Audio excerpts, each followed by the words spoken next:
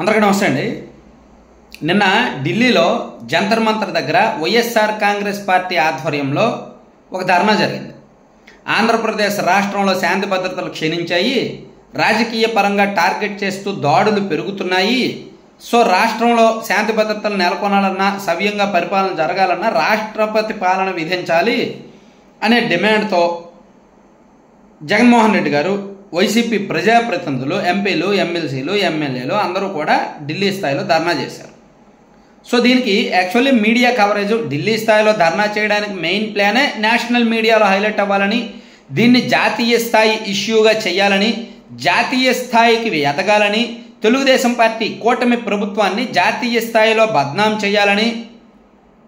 So అప్పుడు కేంద్రం మీద ఒక ఒత్తిడి ఉంటుంది, బీజేపీ పెద్దల మీద ఒక ఒత్తిడి ఉంటుంది, ప్లస్ ఆంధ్రప్రదేశ్ ప్రభుత్వం మీద ఒక ఒత్తిడి ఉంటుంది, జాతీయ స్థాయిలో దీన్ని బాగా వైరల్ చేస్తే అనే ఆలోచనతో చేశారు. అక్కడికి అఖిలేష్ యాదవ్ గారు రావడంతో వాళ్ళు అనుకున్న లక్ష్యాన్ని ఎంతో కొంత చేరుకోగలిగారు. కేవలం జగన్మోహన్ రెడ్డి గారు మాత్రమే అక్కడ చేస్తే నేషనల్ మీడియా పట్టించుకునేది కాదేమో. కోర్స్ వీళ్ళు ముందు నుంచి మాట్లాడుకునే మీడియా కాకుండా ఇతరులు ఎవరు పట్టించుకునే వాళ్ళు కాదు. అయితే నేషనల్ మీడియాతో డీలింగ్ చేయడంలో వైసీపీ ఆరితేరిందిలే, అది వేరే విషయం. సో దానికి అఖిలేష్ యాదవ్ గారు వచ్చారు.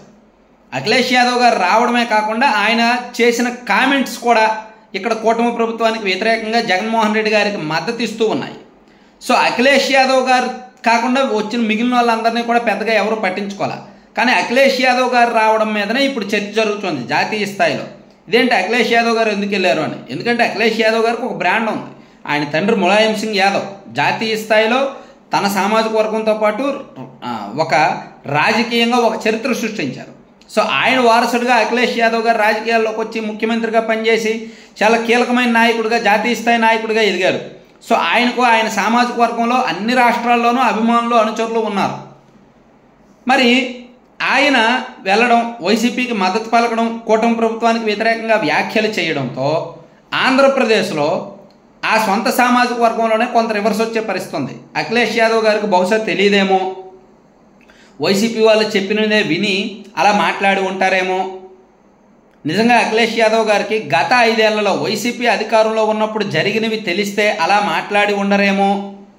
ఇలా కొంత జరుగుతుంది. ఇప్పుడు గతంలో ఏం జరిగాయి? వైసీపీ అధికారంలో ఉన్నప్పుడు ఒక డాక్టర్, నర్సీపట్నం డాక్టర్ సుధాకర్ గారి కేసు, అలాగే కాకినాడ జిల్లాలో ఎవరైనా డ్రైవర్ సుబ్రహ్మణ్యం కేసు, అలాగే రేపల్లిలో ఒక 15 ఏళ్ల కుర్రాడు, వెంకటేశ్వర్లు అనుకుంటా పేరు, ఆ కుర్రాన్ని తన అక్కని ఏడిపించొద్దనేందుకు ఆ కుర్రాన్ని చంపేశారు. అలాగే నంద్యాలలో ఏం జరిగింది, నెల్లూరులో ఏం జరిగింది, పలమనేరులో ఏం జరిగింది. ఇలా అంటే రాష్ట్ర వ్యాప్తంగా గత 5 ఏళ్లలో అనేక దారుణాలు జరిగాయి, అనేక ఘటనలు జరిగాయి. ఇప్పుడు కూడా ఆంధ్రప్రదేశ్ రాష్ట్రంలో కేవలం టీడీపీ వాళ్ళే వైసీపీ వాళ్ళ మీద పడిపోవట్లా, వైసీపీ వాళ్ళు కూడా అక్కడక్కడ టీడీపీ వాళ్ళ మీద పడుతున్నారు. ఒక 70% టీడీపీ వాళ్ళ డామినేషన్ ఉంటే కొన్ని చోట్ల 30% వైసీపీ వాళ్ళే టీడీపీ వాళ్ళని చంపుతున్నారు, కొడుతున్నారు. రెండు పక్షాల నుంచి జరుగుతుంది. అయితే అధికారంలో తెలుగుదేశం పార్టీ ఉంది కాబట్టి తెలుగుదేశం పార్టీ ఆ పేరు ప్రఖ్యాతలు, బాధ్యతలు తీసుకోవాలి. ఆ ఖ్యాత అయినా అపఖ్యాత అయినా వాళ్ళే తీసుకోవాలి. ప్లస్ వినుకొండలో జరిగిన ఘటన దేశం మొత్తం చూసింది వీడియో, కానీ అందులో నిజాలు మాత్రం ఆంధ్రప్రదేశ్ వాళ్ళకే తెలుసు. అందులో నిజాలు ఆ జిలానీ అనే వ్యక్తి, అంటే దేశం మొత్తానికి ఆ వీడియో, నరుకుతున్న వీడియో మాత్రమే చూస్తారు, దానిలో వాస్తవాలు ఏంటో చూడరు. అయ్యో ఆంధ్రప్రదేశ్లో ఇలా జరుగుతుందంట అని మాట్లాడుకుంటారు. కానీ ఆంధ్రప్రదేశ్లో వాళ్ళకి మాత్రం తెలుసు. పర్టికులర్గా ఉమ్మడి గుంటూరు జిల్లా వాళ్ళకి, ఆ నియోజకవర్గం వాళ్ళకి వాస్తవాలు తెలుసు. జిలానీ ఎవరు, జిలానీ అండ్ రషీద్ గతంలో ఎలా ఫ్రెండ్షిప్ ఉన్నారు, ఎవరి దగ్గర అనుచరులుగా ఉన్నారు, వాళ్ళలో గతంలో వాళ్ళకి మధ్య ఏం జరిగింది, ఆ తర్వాత జిలానీ ఎందుకు పార్టీ మారారు. సో ఇది జరగడానికి కారణం పూర్వపు గొడవలు, పాత కక్షలు, వ్యక్తిగత కక్షలు అనేది అందరికీ తెలుసు. కానీ దాన్ని బేస్ చేసుకొని దాని ఆధారంగా వైఎస్ఆర్ కాంగ్రెస్ పార్టీ ఢిల్లీలో ధర్నా చేశారు. సో అంటే ధర్నా చేసిన సబ్జెక్ట్లో పసలేదు, ప్రజా మద్దతు లేదు, కానీ వైసీపీ ప్లానింగ్ విస్తృతంగా ఉంది, ఢిల్లీ స్థాయిలో ఉంది.